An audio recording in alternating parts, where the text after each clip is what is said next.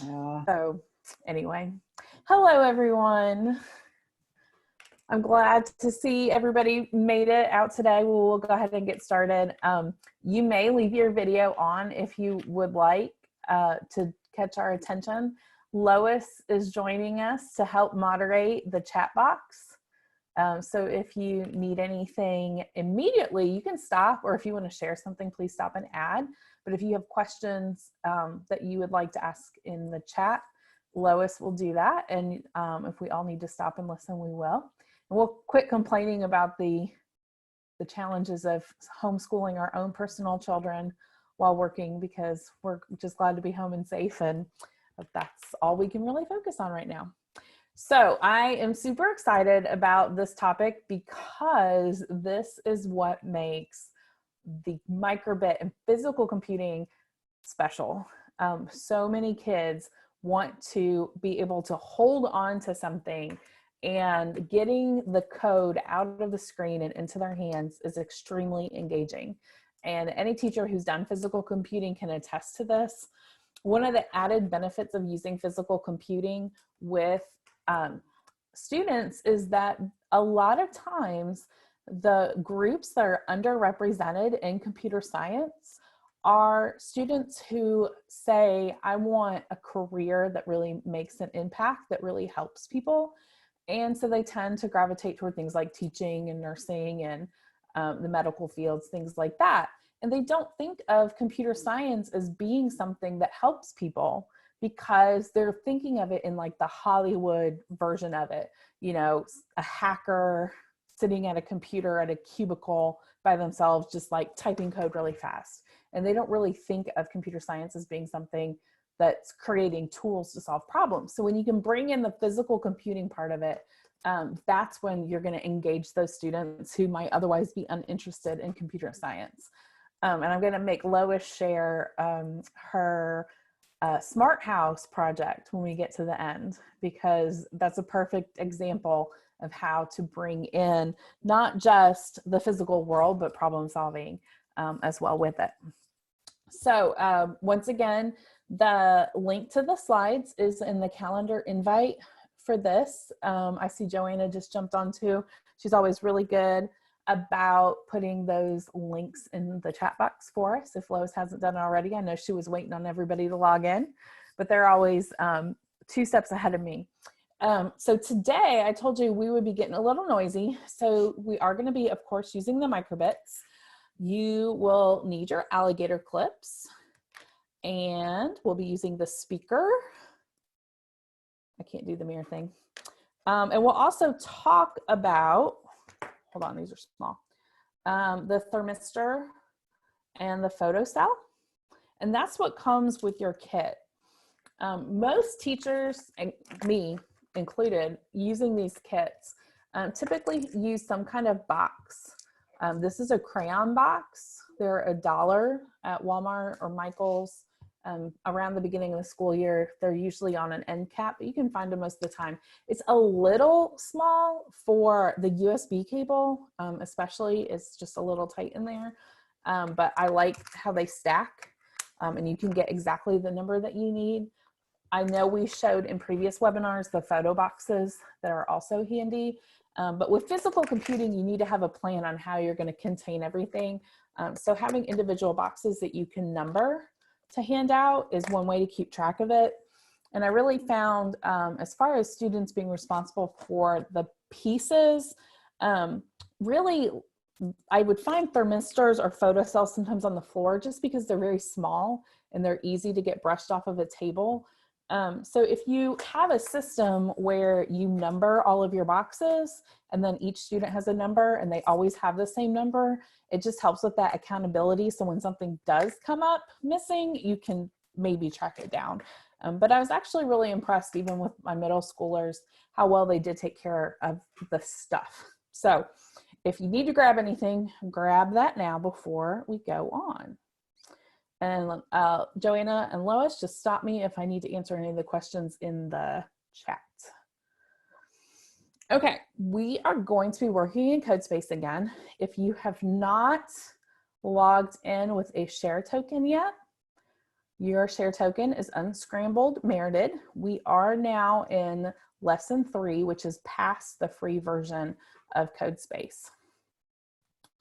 So in lesson 3, it's called Micro Musician. We are connecting something to the microbit for the first time, and we are going to access the music library from the microbit. Let me get out of this. All right. So I'm going to pause for a second. If you want to pull up Micro Musician, let me go back a couple steps. I went through it to make sure I remembered it and I didn't go back to the beginning. Okay, so with your microbit, when they ask the students to wire something, they are going to tell them which pins to go to. One thing that I would reiterate to your students is that the color of the alligator clips, it'll say it doesn't matter, any color works. That's kind of complicated because it does matter, but it doesn't. The colors are just a system for the person wiring to know which wire is which. So you would not, for instance, want to use all red wires or all green wires, because then you wouldn't be able to tell which is which. But as far as the way they work, they're all exactly the same. Now, I always, with my students, would start this with a clip from, I use Mission Impossible, any action movie out there. They always have, you have to defuse the bomb, you've got 30 seconds, and which wire are you gonna cut? And it's usually the red wire, right? Because either you have to cut the red wire or you can't cut the red wire. Well, it's because red is traditionally used for the power. So that's why it's always the red wire. So in the teacher resources, I actually made, get right here, I made these notes for my students, and I did make them use the correct colors of alligator clips. Just, I had plenty, and we talked about why we use different colors, and it's just an organizational method. Part of this is just because I'm married to an electrical engineer, and so if he always talked about how important it was. He's got burned figuratively and literally at work from people who use the wrong colors. And it's just kind of an industry standard, and we want to teach our kids to do things consistently across the board. So I personally required my students to do it. But as far as what the wires do, it doesn't matter. For the music, the default for microbit is pin 0. And I'll show you a couple different ways that you can wire this. You can either clip them just straight on the bottom, which is typical, or you can turn it 90 degrees. I don't know if you can see that.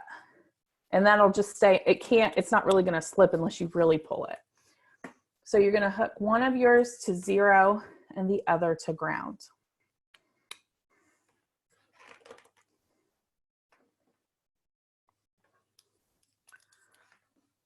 And then you're going to hook them up to the speaker. Now, on some of the inputs and outputs, it matters which way you hook them up. The speaker, I'm trying to get that in focus. The speaker does not matter. The photo cell, ooh, this one's been bent too many times. It's hard to tell. The photo cell has a long and a short end. Nope, it doesn't. The light, the LED lights. There are no LED lights with your kits, but we're going to talk about some other outputs and inputs. That one's really bent too. The light does have, there we go, a short end. I need to put my hand or something behind it. That's terrible to see. There's a short end and a long end. You'll have to trust me on it. And there's a buzzer that has positive and negative. I don't know if you can see that. And the sew on LEDs, which are great for e-textiles, have a positive and negative. So it's just something when you're talking to students to make sure they understand when the sides matter and when they don't. So this time they don't. So you're just going to hook up your speaker. And now if you're not on mute, you probably want to be, because otherwise we are all going to be playing the same song at the same time. I still have my old program running on it.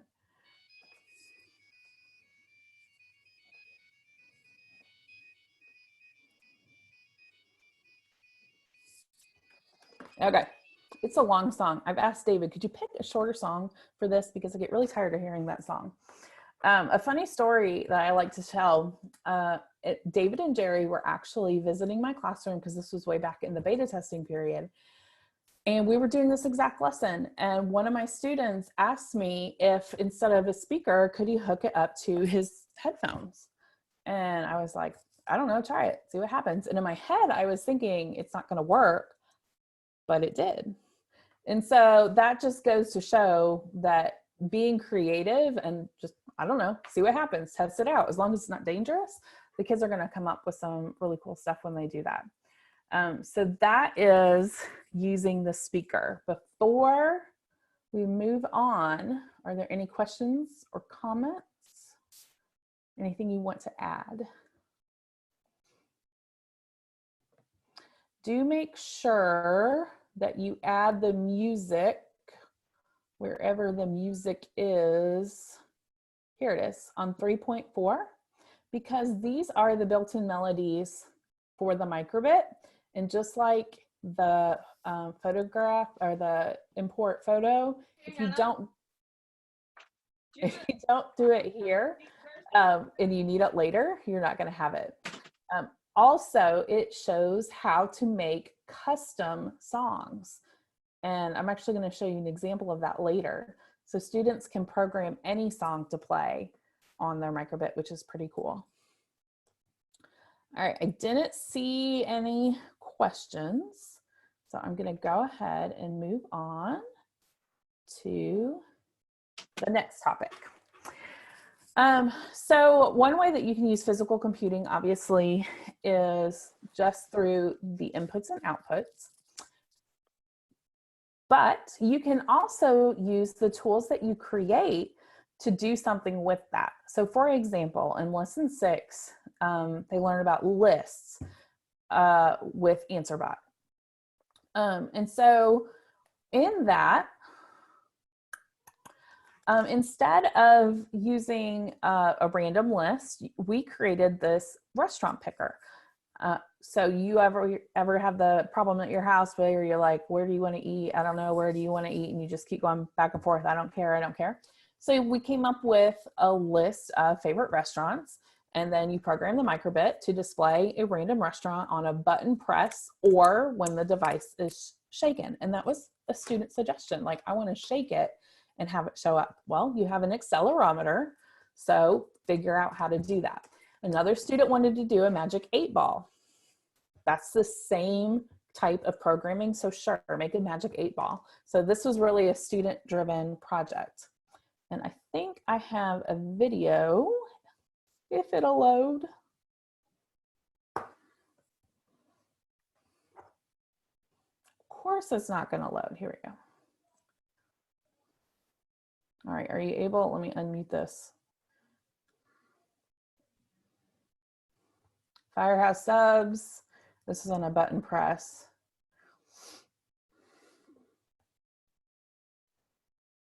Texas Roadhouse. So that was just one student example that I had posted on Twitter. But getting the kids to see something that they've created that has a practical application is very engaging. Another part of this that once you start making more and more complicated projects is students need to come up with some kind of plan. It can be flowcharting, it can be pseudocode, but they do need to have some kind of plan. And this became really evident for my students when we did a stoplight project. So this is called an edge connector. It's from Key Studio. There's a couple of different ones out there, but this works with the microbit and a breadboard to access the rest of the pins that are in here that we're not using. So you just click it in there, and now all of a sudden, instead of just having 3 of those general purpose pins, now you have, it's not 20, but it's like 20 pins. And so when you do that, you have access to a lot more stuff. So I had my kids make, using LEDs, which again, all of these inputs and outputs, these are just generic. They're not special from us. They're not really even special to Microbit. They work on Circuit Playground, Arduinos. You probably have some of these laying around if you've been teaching any of these classes. So they got 2 sets of red, yellow, green lights, and they had to make a traffic light. We just started with 1 traffic light. They had to think about what is the order that it happens in. Do they all stay on the same length of time? No, because yellow doesn't stay on very long. And then when they got 1 working, they had to do the other side. So if this light is green, the cross traffic would be red, and so on. It was a really great computational thinking exercise, and the kids really loved it, but they had to come up with a plan first. So, don't know why none of my pictures are showing. So for this, I can see it in the preview. You'll have to trust me. They had to plan it out. And for my visual kids, I always kept flare pens, red, yellow, green, blue, black, for wiring and for the LEDs. Oh, this picture is showing. This is from Microbit's, pull up. I do have the link there from Microbit. This is a poster. You can actually print out a poster size of this that has an explanation for each of the pins. And I put that link in there because I could never remember which ones you could actually use, and some of them were reserved. But if you think about this, pin 11 is button B, pin 5 is button A. So you can simulate a button press without actually having to press the button. So that's pretty cool that you have that possibility. And so then you also have just all of your analog GPIO here, as well as extra ground and extra power and such. So this has the breakdown of what each of those are used for. So I highly recommend, if you've got kids that are interested in this kind of thing, you don't need to get one for everybody, but just have a few on hand for when you need to differentiate and make it more challenging. Another example, okay, none of my pictures are gonna work. At least one of these had a video to it. Okay, this was, I remember this one. Another thing with the input-output notes that we had were digital and analog. That's something that they had to learn, the difference. So for digital, we did a lab where I just called it, does it conduct? And so they had to make a simple circuit, and then we tested all sorts of things around the room to see if they conducted or not. And this was the result. Can you hear this, Lois, Joanna? Can you hear it? No? When you go to play a video in Zoom, you should have the option to include computer audio. I'm so excited over it. There we go. So why did it, okay, now, hold the 2 pieces together. Yeah. Oh my God. This base is gonna come in here. It's working. Okay, so, oh my gosh, so, I wanna cut mine. okay, wait, you watch it. You're not watching. Why? I wanna cut mine. Okay, is it, all right, we got it.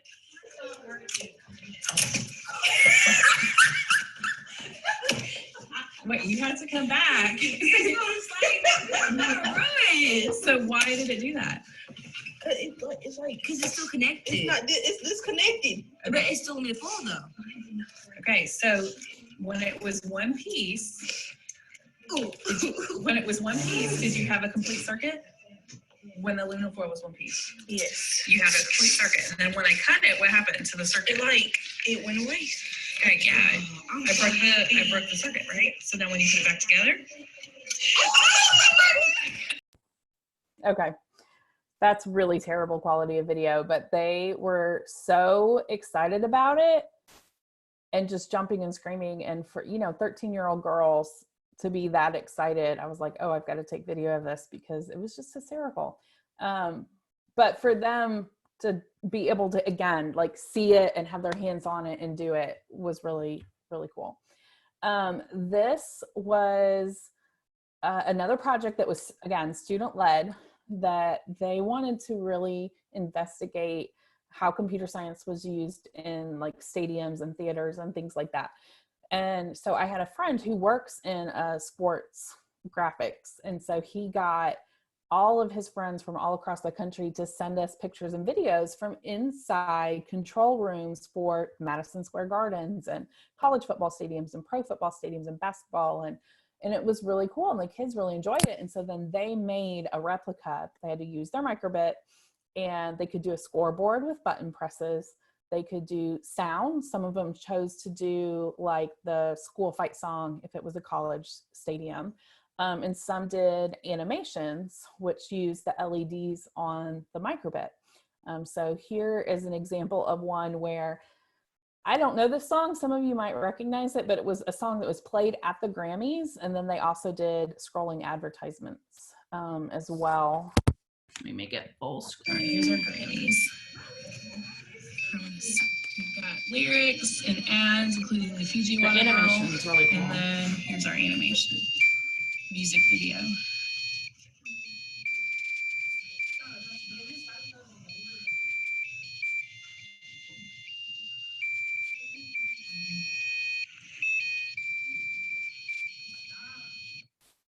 So again, that was just an example of one project that we did with those. And then the ugly Christmas sweater project was really fun. I would probably not do it again because I got tired of hearing jingle bells.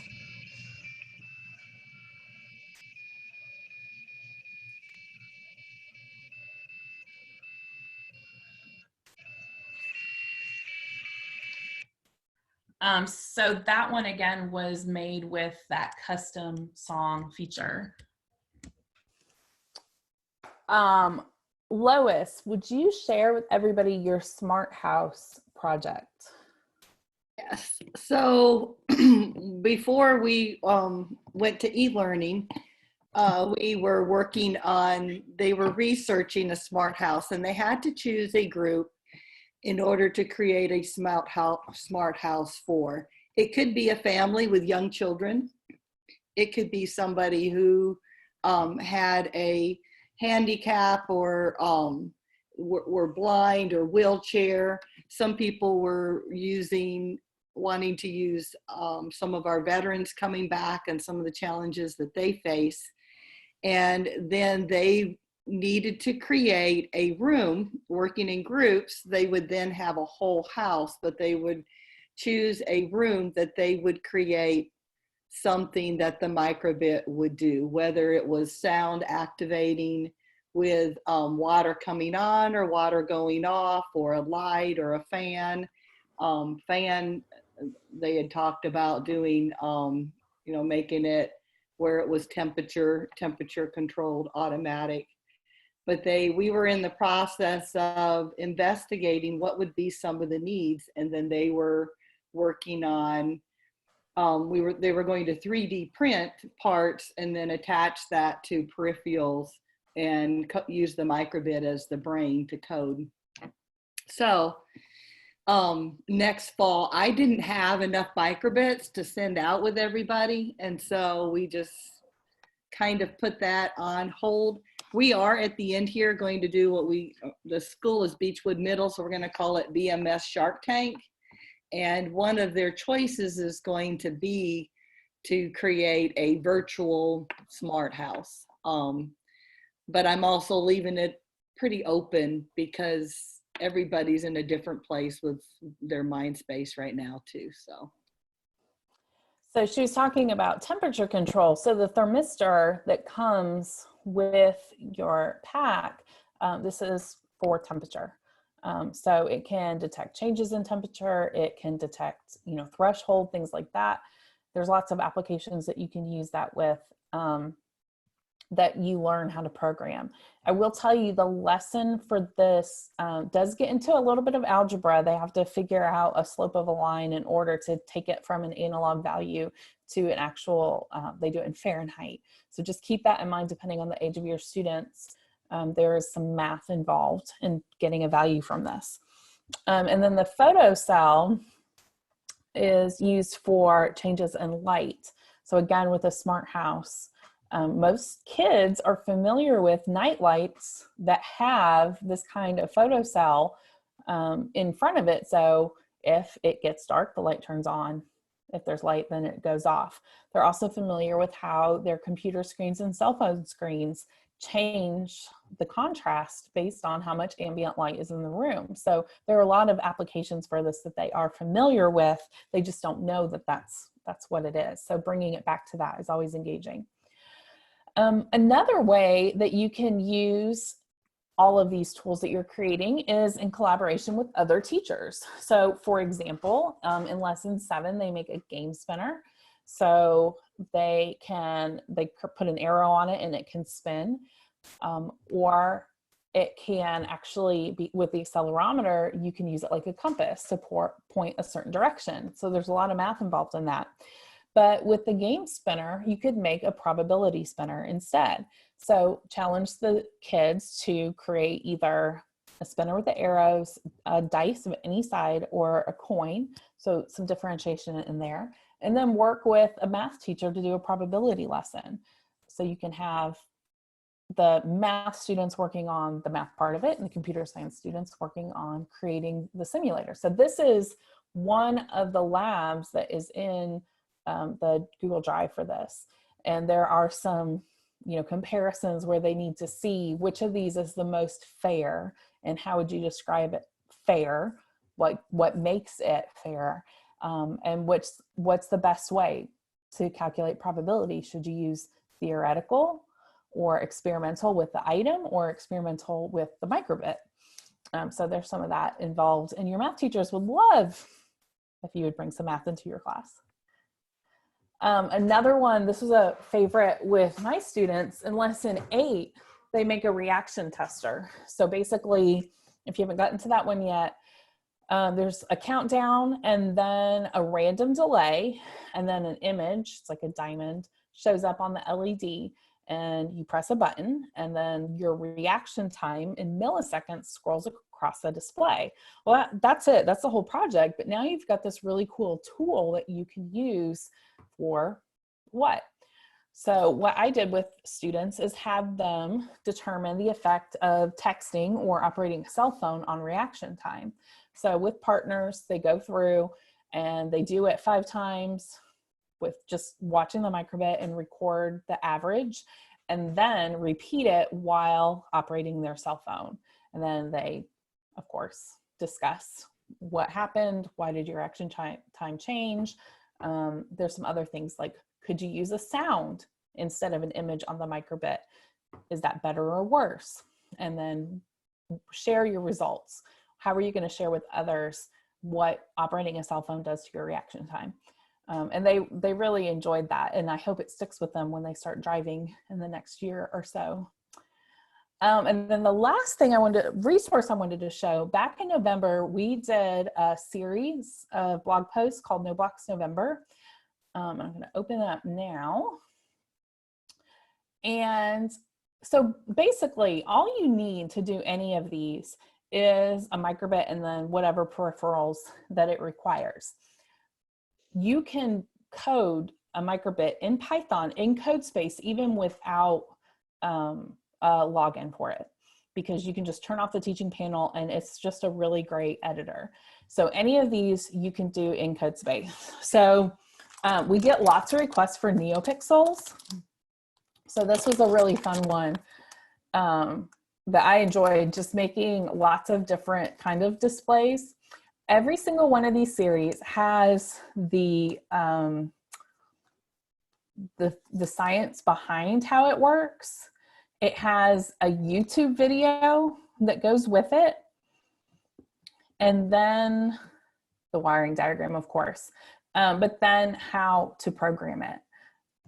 So if you've got kids that are really interested in this kind of stuff, you could take these and do a lot of different things with them.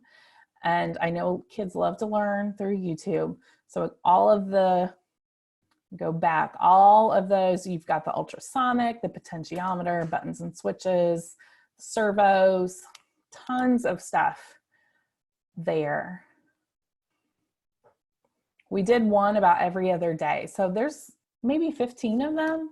And I learned a lot from doing these as well, especially the science behind it, because a lot of the things I knew how to make them work, but I didn't really know why they worked. And so I learned a lot by doing all those. And again, like all of these things, you can get these from DigiKey or Electfreaks or Adafruit.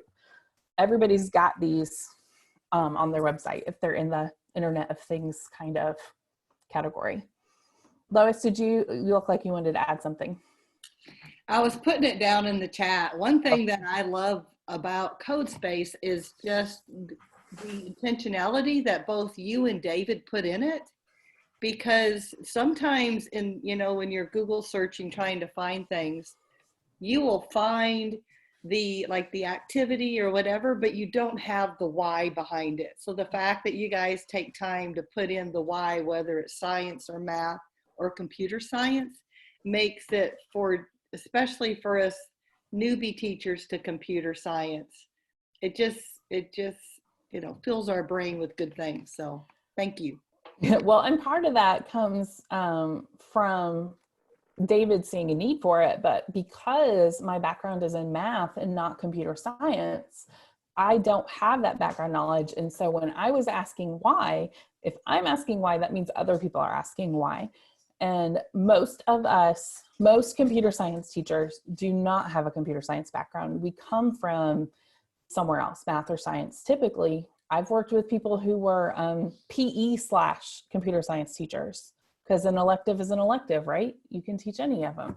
So if you have no background and you need just enough to be able to answer those questions, that's most of those blog posts and the webinars and things, it's coming because other people have the same questions. That is the end of this for now. Of course, I want to continue helping you as you go through this journey. Definitely remember to bookmark the teacher resources. There are so many things in there that we have not talked about. And then our teacher community on Facebook. Of course, we also have Twitter and Instagram, but the Facebook group is, you know, closed to teachers who are either using CodeSpace or interested in using it in the future. And that group came from requests from teachers. You have your kits. If you got the Quarantini kit, you have it for at least 4 more weeks. Oh, kitty, hey kitty.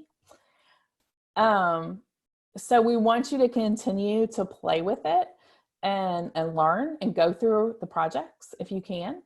And use my office hours to come and ask for help or ask for help locating resources. We did the remix and assessment webinar again yesterday with teachers who are currently using CodeSpace, and a couple of them didn't know that I had made quizzes for each of the units, and they're in Google Forms, which is perfect right now when you can't pass out hard copies of things. So there's always more to talk about. So if you need something, please ask, please continue to play. We're going to be doing week-long professional development virtually this summer. So keep an eye out for emails about that if you want to dig deeper. But that's pretty much all I have. I'll take questions. Go back to video. Brandy said, sign me up now. Yeah, I will. I'll make a note to make sure you get that. We're talking today about what it's going to look like. Our goal is to do basically half days on the computer and then half days where you can work on your own and have office hours with me or Joanna or Lois or someone. But that way we can kind of have like an early morning time zone people and an afternoon time zone people. So it should help definitely to fit into your schedule by offering it 2 different times, but then also giving you time to work together with a cohort and then also work on your own. And we are going to limit those to 20 per group because we want to make sure everybody gets the attention that they deserve. Joanna, I see your hand. Erin wants to know what dates you're thinking. Maybe her summer's filling up with virtual learning experiences. I know, that's the problem. We are looking at a week in June and then again a week in July. So hopefully one of those will work out for you. We do have some commitments already. Like for example, CSTA is still doing virtual, so we'll have to work around them. And Pathfinders is in July, and we'll have to work around that. We Teach CS in Texas still has not made a decision to cancel or not, and it's in June. And so we're going to have to work around that. So, you know, our summer is normally busy, but we're on the road the whole summer. This summer, I think it's going to be crazy busy, but I'm going to be sitting right here with my headphones in, talking to myself in front of the computer. But yeah, we'll have more than one offering. So hopefully you can hit one of those. I know it won't be CSTA week because everybody is going to be doing CSTA week. Other questions? Are there other webinar topics that you would like me to do in the following weeks?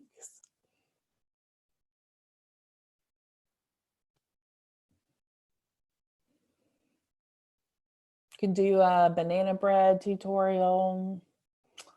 How to get My your gosh, that was on my to-do list today and we didn't get that far. banana bread? Oh, Yeah. Instant got a little- pot. I'm really good with the Instant Pot. I don't have one of those yet. I don't know what else. Okay, so the Instant Pot has the air fryer now. I know. So I haven't got one, but I am excited about That that. sounds fancy. I'm really good at a crock pot. Just saying. All right, let me tell all of you since you're in here. We are looking at being prepared for next school year and what will happen if you are all teaching virtually. Joanna had enough hardware that she sent microbits home with her students. Lois did not. But I don't know that I'm getting all those back. But she doesn't know she's getting all of them back. So I had sent out an email. Hopefully all of you got it, but I know they get down deep in the recesses of your inbox about what Feria Labs can do, not necessarily to change our pricing model, but to add on to our pricing if you have to go virtual and you actually have time to plan for it. So what that would look like is instead of just getting jumpstart kits where you can use the hardware, now all of a sudden you need hardware for every student.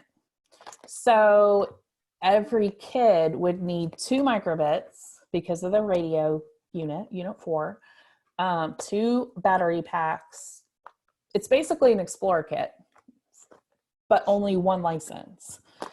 We could also work it where you got, let's say your largest class size was 30, so you're really only needing 30 licenses, but then you cycled your kids in throughout the day, which engineers are like, how would that even work? I'm like, that's how it normally works. Like, that's the easiest thing for us to overcome.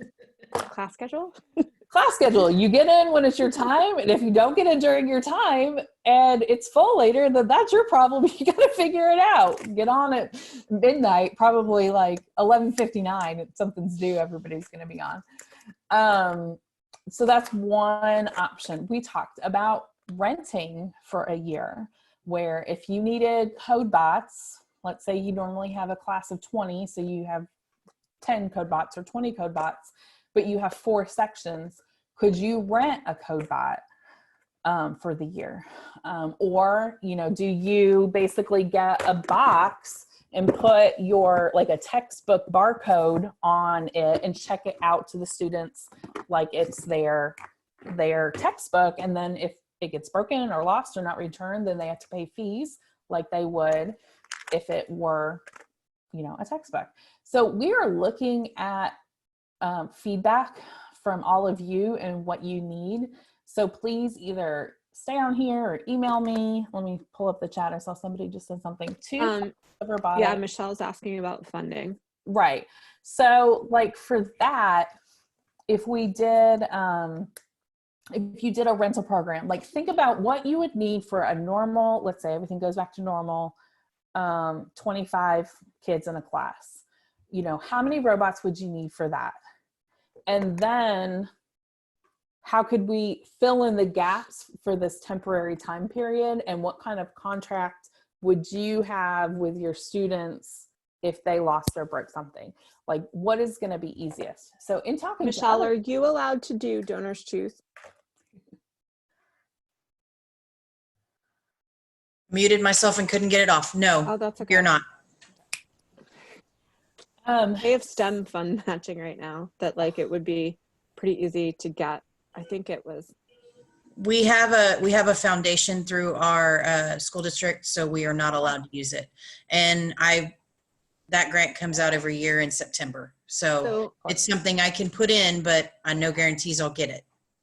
So another thought is if we're in remote learning, states are getting funding from the federal government to compensate and kind of fill in those holes for remote learning. Like if school districts had to buy computers or peripherals and things like that, you may want to start having that conversation with your administrators now and saying, hey, look, if you need me to still teach robotics, this needs to be on your radar and you need to see if this is going to meet that state level funding and can we apply for funds so that we can still teach robotics and get kits out to kids. That will make an impact. We've got Perkins funds and other things because I'm a high school CTE teacher.